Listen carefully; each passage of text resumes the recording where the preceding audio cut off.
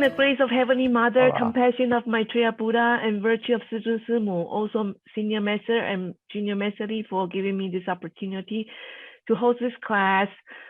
Today, we are going to recap on Chapter 1 to Chapter 5. So before I begin, somebody asked me a question, so I'm going to reiterate on that. So who wrote Tao Te Ching? Who wrote Tao Te Ching? I'm not going to tell you who wrote it, but here is the fact. First of all, let me start with this slide. So Lao Tzu timing was 565 BC. This is approximate time. And then Confucius is 551 BC. So we all know that Confucius, he spent so much time commenting and annotating I Ching. Without Confucius' commentary, I Ching would not exist today, or it will exist, but it will be discarded. It would be so difficult to understand. But it was Confucius' effort to put I Ching in a way that people understand. So Confucius, when he wrote a commentary on the annotation, he put it on the bamboo panel. So look at it. This time and Lao Tzu's time is very close. Actually, they live in the same era. Lao Tzu is Confucius' teacher, and Confucius is Lao Tzu's student. Let's see, and Fuxi is right here. Oh, by the way, there are 4 authors for I Ching. Fuxi, we all know, and then King Wen of Zhou. And the third one is King Wen of Zhou's son. I mean, his son. So both of, the other picture is not here. And then the fourth one is Confucius. So these are the 4 main authors for I Ching. So just keep in mind, Confucius and Lao Tzu's time is very close. And how does Confucius document his annotation is very important, because if we know how Confucius document his commentary on I Ching, then we will figure out how Lao Tzu record his writing. So how was Tao Te Ching written? Back then, it's written on the bamboo panel. So people have to cut it out into panels, lay it out like this. And then how to make it connected. It's generally there are 3 methods. One is using cotton. The other one is using rope. The third one is using leather. Leather meaning cow skin leather, and then they cut it into little strips. They make a hole on the bamboo panel, and that's how it's being connected. In Confucius' time, when he annotated the I Ching, he basically have to make the scroll like this. So each one is like a scroll like this, because he have to open it, close, open it, close, open it, close so many times. The leather break it apart very easily after frequent usage. So this is how Confucius document the I Ching back then, using the bamboo panel. You make a holes, and then using leather. So people can use leather or rope or cotton to connect the bamboo. So it depends on the importance of the literature. If the book is important, then they will use leather. If it's not important, then they will use cheaper material. And it turns out that Confucius, he used the leather because whatever he wrote is very important. So his student helped him to document the annotation using the leather material to make sure each panel is being tied. Could Lao Tzu wrote the Tao Te Ching using the same way, knowing that Confucius, he document his wisdom, the 10 wings, into this scroll? Okay, so here is what I find on the internet. You see, it's this is ancient way of writing or documenting the books. In the Chinese text, there are more than 100 versions of Tao Te Ching, but there are primarily 5 versions. But the most current one is Wang Bi's version, and then He Sangong's version. This is the most common one that we use in the modern time. The reference of different versions, you can go or take a look. Let me give you an example. It looks like it has all the Tao Te Ching translation. So it's something worthwhile to take a look. And look at here. Here is the 5 main versions that we use in the modern time. Wang Bi's version, Ma's version, 和尚公's version, and Fu Yi's version.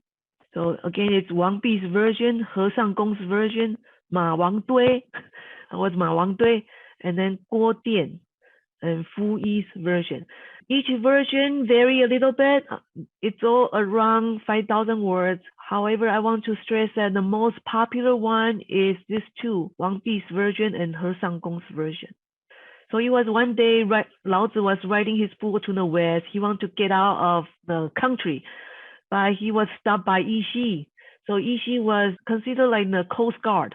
So Yishi wouldn't let him out as Lao Tzu was passing through the Hangu Pass. So Yishi saw that Lao Tzu is a special person because a few days ago, before Lao Tzu came to the Hangu Pass, Yishi saw a big purple cloud coming from the direction that Lao Tzu is heading to. And the night before Lao Tzu came, he also seen the red and purple clouds. In the Chinese culture, when you see something red or purple, that means auspicious sign. So when Yishi saw Lao Tzu coming this way with a bull, he immediately knew that this is a special person. He told Lao Tzu that you have to give me some kind of wisdom, some kind of thing for us. Otherwise, I wouldn't let you go. So he was kind of forced by Yishi, but both of them resonate so much because Yishi, he is also a Tao practitioner. He is a cultivator. Both of them, Yishi and Lao Tzu, both of them know astronomy. Both of them know astrology, philosophy, and calendar calculation. So in the beginning, Yishi forced Lao Tzu to write down the Tao Te Ching. But after they have a few talks, Lao Tzu began to like Yishi, and then he stayed with Yishi for about a year, and he left 5,000 words with Yishi. I don't know if it's a collaboration of work or mostly by Lao Tzu, but we know that during this time, Yishi was with Lao Tzu. Well, what I'm saying is that I don't know if Lao Tzu speak and then Yishi write it down, Yishi write a compilation, or Lao Tzu did it by himself.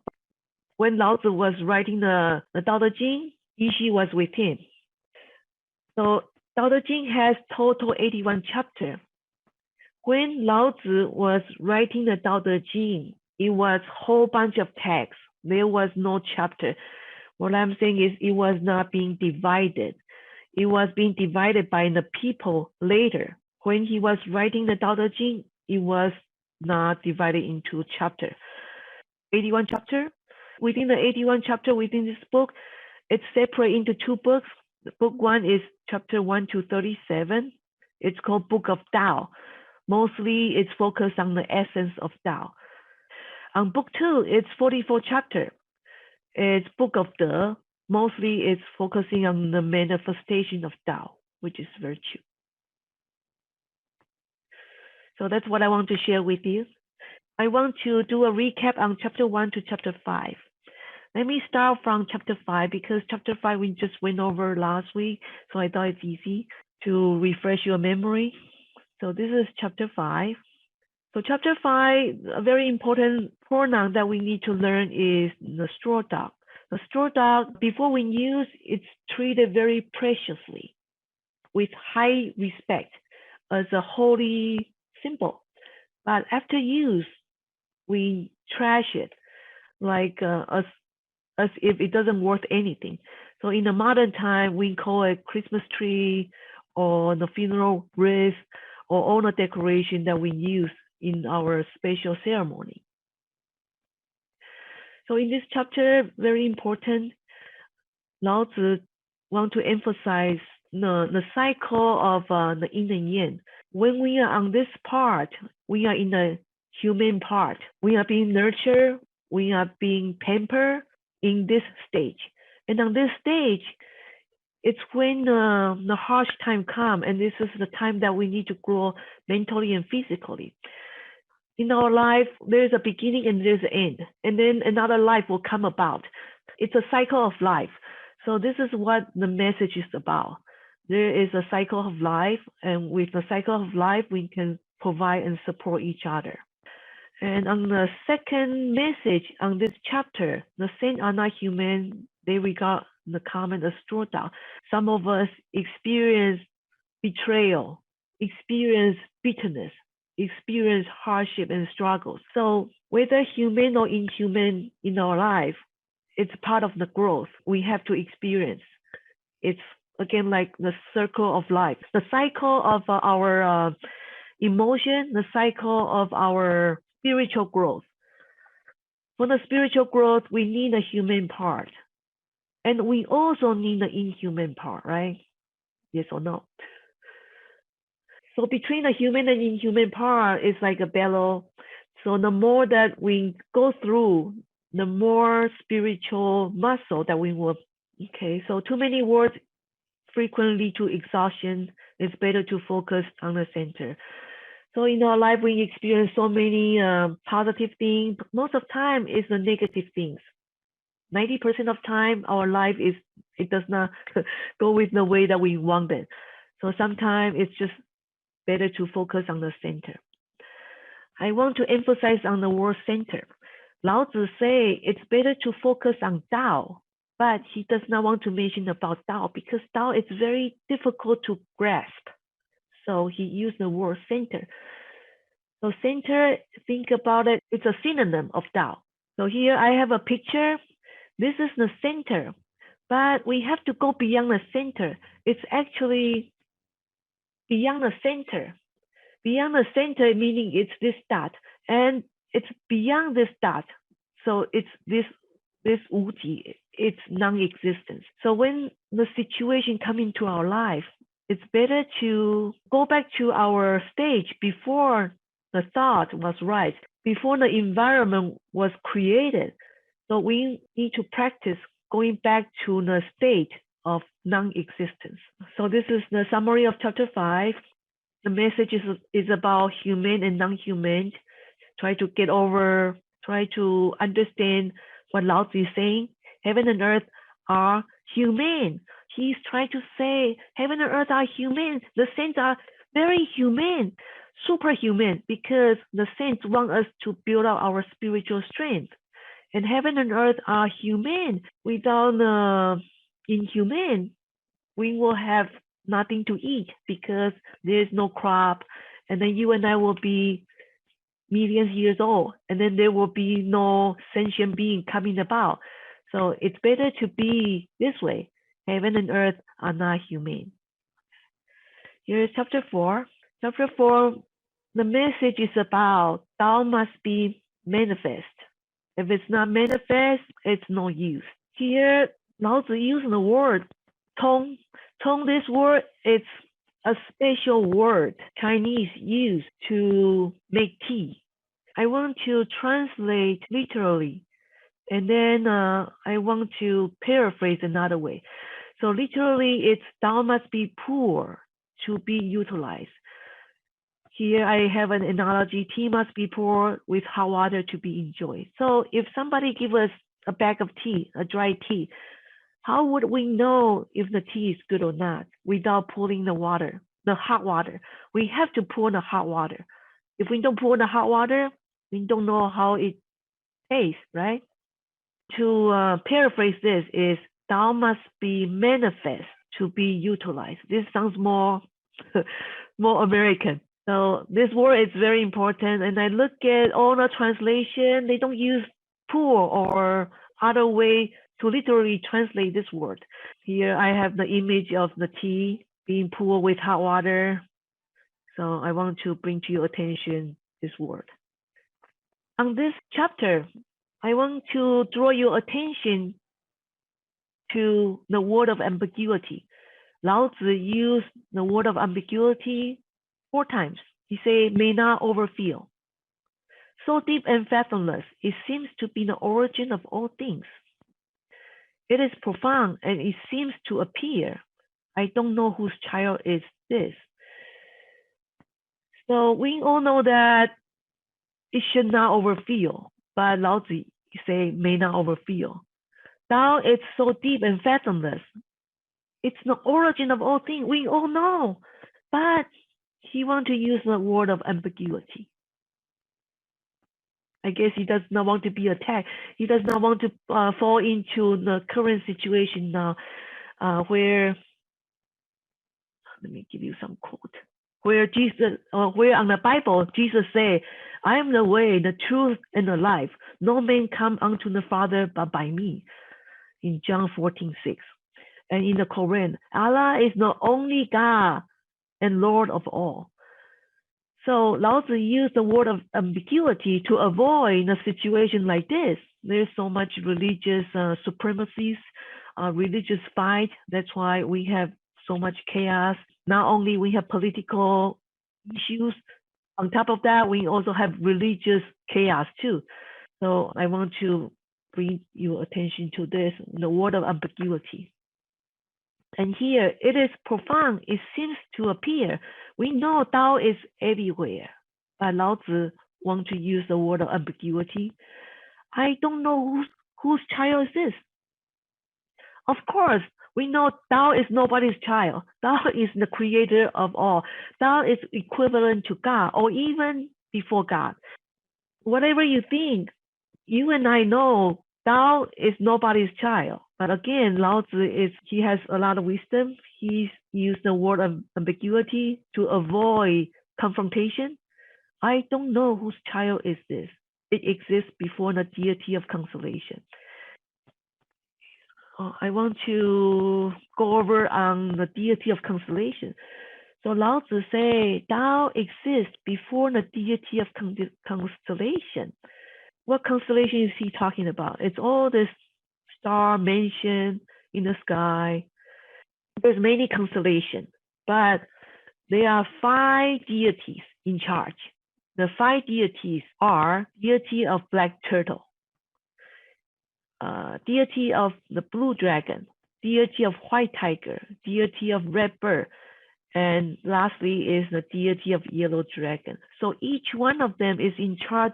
As you can see on the turtle here, it has constellation on the turtle. Tiger has a constellation on the tiger, and so does the red bird and the blue dragon. Oh, here is another image. I got this picture on the internet. So this group, it belongs to the white tiger. This group belongs to the red bird. This group belongs to the deity of a blue dragon, and this group belongs to the black turtle. So there's total 5 deity of constellation sitting on 4 corners and 1 in the middle. So Tao exists before the formation of the deity of constellation and before the formation of constellation. Tao is the beginning of all things.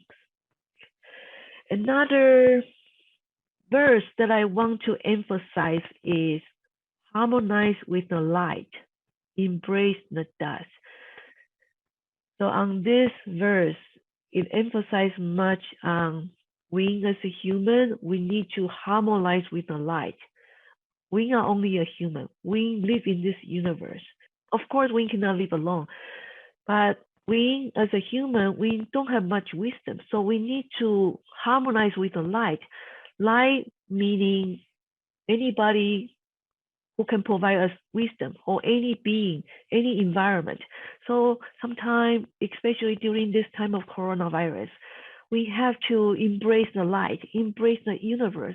It helps to go to the beach, to go to the river, to go hike in the mountain, to listen to tranquil music, to go to prayer hall, to attend church or temple.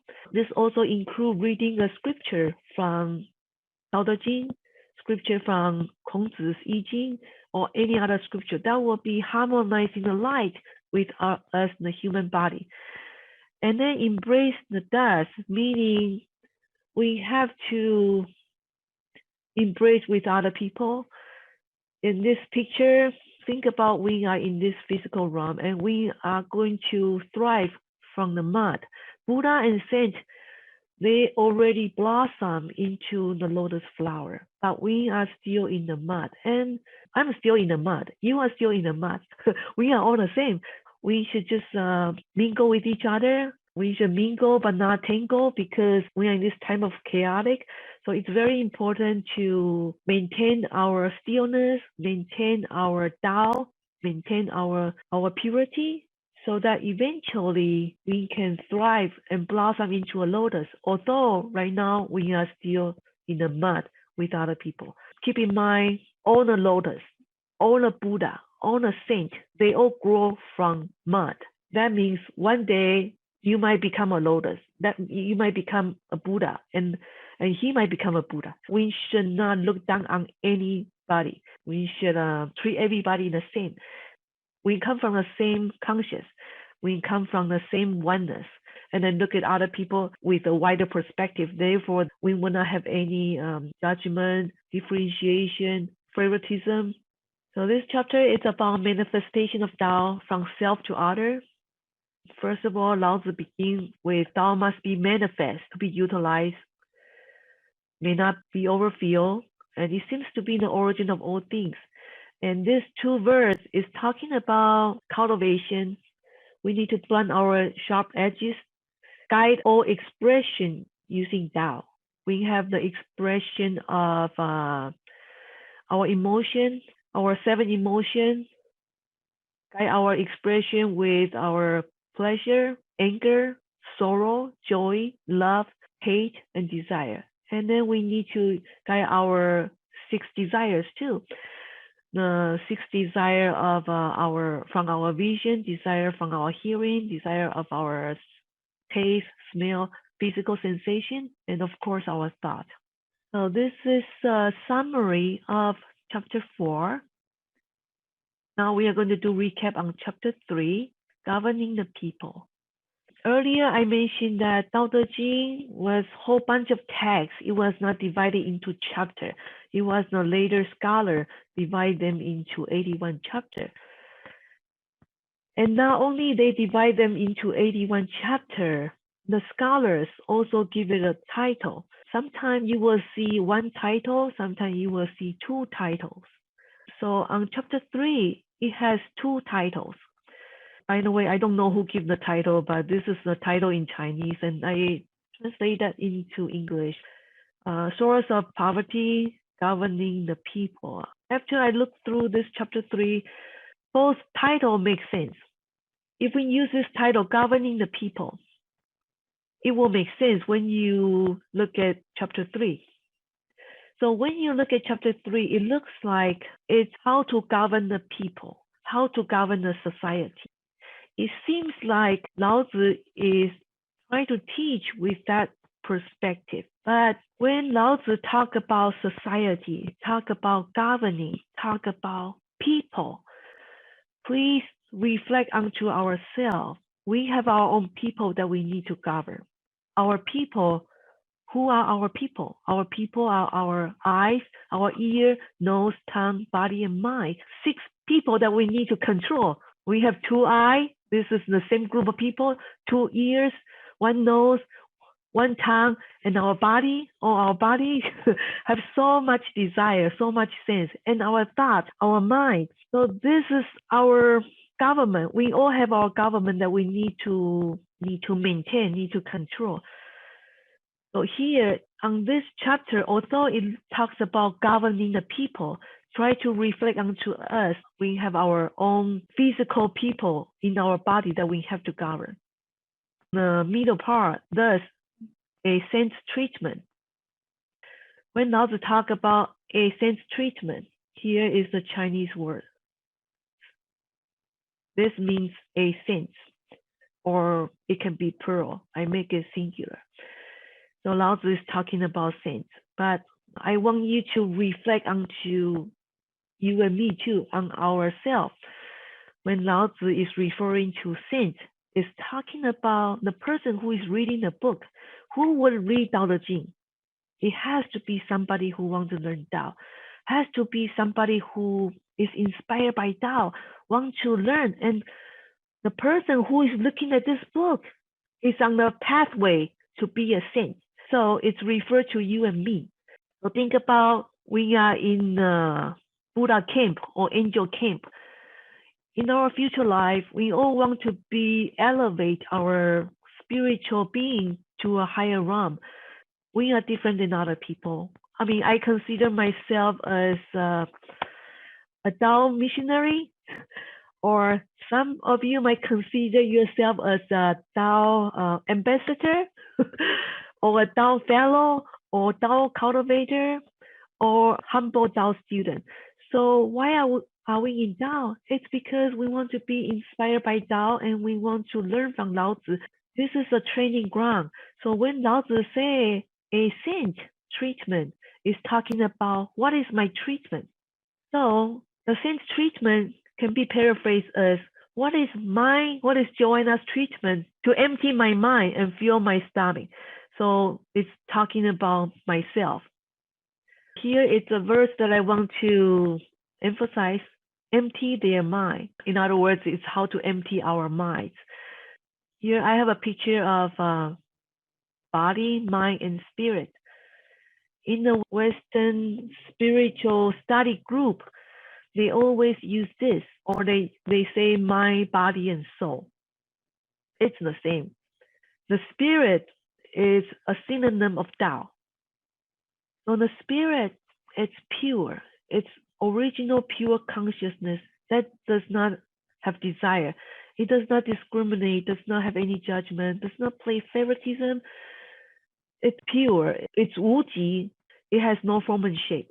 In other words, if you look at the Indian Yin, here is the white part, or not even the white part. It's the stage before the Indian Yin form. Spirit is the stage before Indian Yin form. So body is the black part. It's mostly the yin. The mind is more like a messenger between the spirit and the body. Think about the mind like emotion and desire. Our mind comes with pleasure, anger, sorrow, joy, love, hate, and desire. I like this, I don't like this. I favor cheesecake and I don't like sour. I don't like lemonade. I like apple juice. So mine is more of a preference. Unlike the spirit has no preference. Mind has preference. So how do we communicate from body to the spirit? So you have body right here and then spirit right here. In order to return to the spirit or return to the Tao, we have to make sure the mind works like a bridge. You have to clear your bridge. If the bridge is filled with clutters, if it has so much trash laying on the bridge, then the body cannot communicate with the spirit. We see many people, they cannot communicate with the spirit, such as the recent chaos happened in the Congress. They are not communicating with their spirit. They have so much clutterness in their mind. That's why so much chaos is in our society. It's very important to clean our mind. Once our mind is clean, then we can talk about balancing our mind, body, and spirit. So this is a very important concept. How do we empty our mind? The best way to think about it is that if you have any unenlightened thought come about, try to be aware that thought is coming on. Try to dissolve it. And if you have a thought, it's already in your mind, then you have to control it with your spirit. So the best way to do it is think about your mind is like a container. If you have darkness inside, how do you kill the darkness? It's by make a hole into the box, then the light will shine through, right? But if you don't allow the light to shine through, then your box will remain dark. So it's better to make light to shine through. Better yet, make a lot of holes so there won't be any darkness. So that's how we empty our minds. Make sure we constantly have wisdom coming to our mind. And the best way is to constantly resonate with the ancient scripture, such as the Tao Te Ching or the Diamond Sutra or other scripture that you like. If you like to study Bible, great. If you like to chant a sutra, great. If you have some mantra that you love to recite, great. Or if you want to practice meditation, great. These are the great way to shine a light into your box so that your box will have constant light coming in. Okay, so chapter 3, another phrase I want to explain is Wu Wei. Wu Wei is a very common term in Taoism, and also when you study Tao Te Ching. What is Wu Wei? It's often translated as doing effortless or doing naturally. Wu Wei is doing without intentionally. In other words, it's doing naturally. Doing without intentionally based on your desire from your eyes, from your ears, from your nose, from your tongue, from your physical sensation. So when we do without intentionally, that means we are doing it naturally, right? If we do something that we like, then we will forget about our energy. I put so much hard work, you wouldn't remember that. I remember in the previous time before the coronavirus, sometime in our temple, we have some great event. And I was in the event for 5 or 6 hours. I was doing so much work, so much talking, my mouth feel thirsty, but I did not do that intentionally. I was doing it naturally. And by the end of the day, I did not feel tired. This is called Wu Wei because I do it without intention, without comparison, without calculating how much gain I will get, without seeking recognition. So it's doing something naturally from our conscience. This is called Wu Wei. So Wu Wei can be translated as doing without intentionally from our sixth sense, or it can be translated as doing things naturally. So both this work. So next we are going to chapter 2. So chapter 2 has a lot of comparison verse or the comparison phrase. Some people call it, it's a chapter of a duality. But I want to take you a step further. This chapter can be about the Dao and the manifestation. Think about everything here as Dao. It's the invisible part. The short, sometimes we tend to overlook the short. We tend to overlook the easy part. We tend to overlook the low. We tend to overlook the sound and the back. And this is what we see. Give you an example. High and low support each other. So we tend to look at how big is the tree, but we forgot that the invisible part of Tao is the root, right? Sometimes we see somebody have a successful career and we say, wow, this person, it's amazing. He has such a successful career or such a great family or a loving wife, loving husband. The kids very well behaved. We also need to consider what is behind it. Somebody who has successful career, how many times did the person fail? I mean, how many times did the person fall? How much time it takes for this person to build up to that stage? Or the person who has a loving family, how much time does he or she invest into the family? How much patience or endure he or she cooperate with the spouse, right? So this chapter, we can look at it from the essence, the Tao perspective with its manifestation. And also the voice and the song. Song, it represents the character. The voice represents the reputation. So if I whisper to you, you wouldn't be able to hear my song. You can hear my voice now, but a voice is actually an accumulation of sound. So somebody who has a good reputation in their character, it's because they are doing something that you and I don't know. This person is building up the virtue without the people surrounding knowing. Here I have a quote, true mirror like a river, and the deeper it is, the less noise it makes. So this is what a lot of Zen and sages do. They build up their virtue and their character without making a sound. Here is another one. Here is the front, and here is the back. As you can see, in the restaurant, number 2, in the restaurant, we see the waiter and the waitress, but we never seen a chef.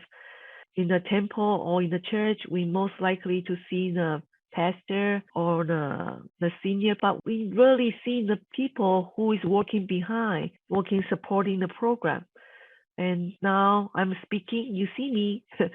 Once the session is over, when I put it onto the YouTube, nobody will know who is the audience. In terms of military, we see the armed force fighting in the front line, but we tend to forget who is in the back.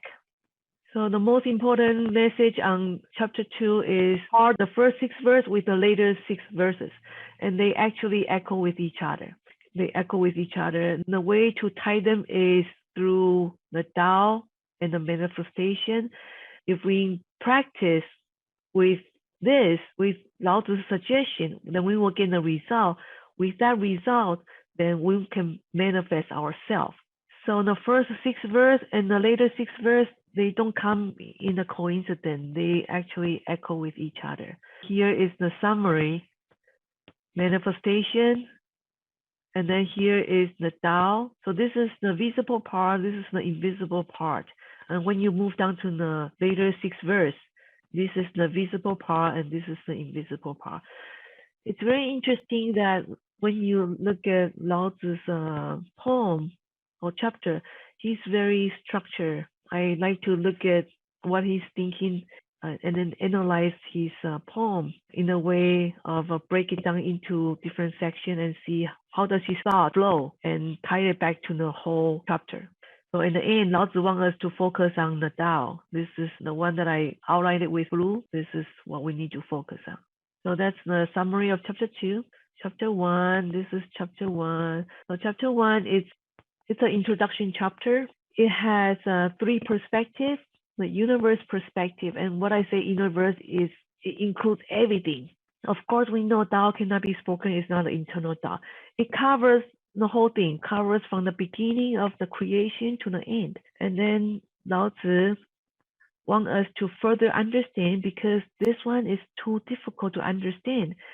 So he break it down to something that for us to digest, talking from the heaven and earth perspective. And then he take one step further. Maybe this one is too difficult to digest. Let me talk to you in the human perspective. So this is a very important concept. He talks something like in a very broad perspective and then narrow it down to the human perspective. So Tao can be spoken is not an eternal Tao. So what is Tao? Tao is very difficult to talk about. It's same like the magnetic field, same like the law of attraction. If I like you or if I love you, do you see the waves coming in between? Do you see if somebody love each other, you don't see there is a line in between. So does the solar system. When they rotate around each other, we don't see the gravity. So it's really difficult to talk about Tao. That's why most people cannot cultivate Tao because it's not visible. And in the modern time, people like to visualize things. So they tend to forget about the spiritual part, which is the non-visible part. So human is made out of 2 parts. One is the physical part, the other one is the spiritual part or the non-physical part. The physical part needs to be fed by the physical food. We need to eat breakfast, lunch, and dinner. But the non-physical part is our conscience, our Tao, our essence. We need to work on it too. We need to provide spiritual food to feed our spiritual part. Otherwise, we will be like a zombie, right? One day when our body deteriorated, we will have this spiritual part left. So if we don't cultivate this spiritual part, what do we have? By the time when we die, we take 2 things with us. One is karma, the other one is virtue. So it depends on how is your scale. Hopefully you will have good virtue and good virtue greater than your karma. Hopefully, then we can all transcend. And for those one who already received Tao, I want to congratulate you because you are already a step ahead. So continue working on your Tao cultivation. So on this verse, non-existence is the origin of heaven and earth. Existence is the mother of all things. So non-existence, this is a synonym of Tao. Lao Tzu tried to describe Tao, but he wants to use a different term to describe Tao. So he come up with non-existence. But non-existence is, again, very difficult for some of us or you. So here I come up with other words to describe this non-existence. So this is all non-existence. You see, we are talking about something very difficult to understand. And then existence, of course, we understand what is this existence. So the best way to think about it is that we all know Yin and Yang. So non-existence is the state before the Yin and Yang. So both names come from the same origin, but differ in names. So I want to take you to this one. This is like a recap of chapter 1. So I highlighted the word that Lao Tzu tried to use for Dao and the De. So Dao is very difficult to describe, but De is, we can understand. De is the manifestation, the virtue. So here we have 3 sets of definition that Lao Tzu tried to describe about Dao. So here we can see it's Dao and De, Dao and De, and Dao and De. So here, Dao and non-existence, this is a synonym of Dao, and no desire is a synonym of Dao. And name is a synonym of De. This one is a synonym of De, or existence is same as manifestation. And desire is also the manifestation of non-desire. So you can look at it this way. Existence is the manifestation of non-existence. Desire is a manifestation of no desire. So as you can see, these are just names, inside and outside, invisible and visible. So I'll give you an example. Look at my palm here. My palm has front and back. It's the same. I cannot separate them, right? So Dao and De cannot be separate. Visible and invisible cannot be separate, just like my palm. So that's why on this verse it says both my palm, the front and the back, cannot be separated. They come from the same origin, but just differ in name.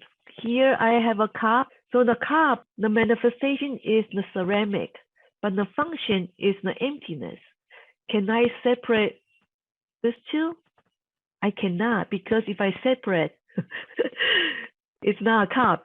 This cup without an empty space is not a cup. If I just have the empty space without a ceramic, it's not a cup. So in order to make it a cup, I need the essence and the cup, right? So here is the recap of chapter 1. So all these terms is to help us to understand Tao. So Tao and its manifestation. This is Tao and its manifestation.